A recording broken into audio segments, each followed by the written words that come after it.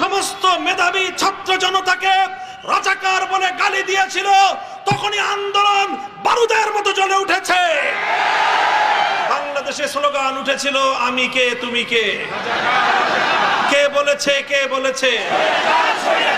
কোটা সংস্কার আন্দোলনের ৫ শতাধিক শহীদের হত্যাকাণ্ডের বিচার করতে হবে। ২০২১ সালের মোদি বিরোধী আন্দোলনের হত্যাকাণ্ডের বিচার করতে হবে। ২০১৩ সালের ৫ই মের শাপলা চত্বরের হত্যাকাণ্ডের বিচার ছাড়া বাংলাদেশ চলতে দেওয়া হবে না।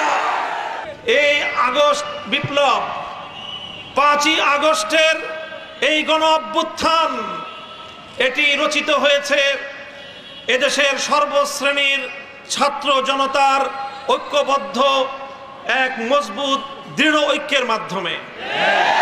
এই ঐক্যে যেভাবে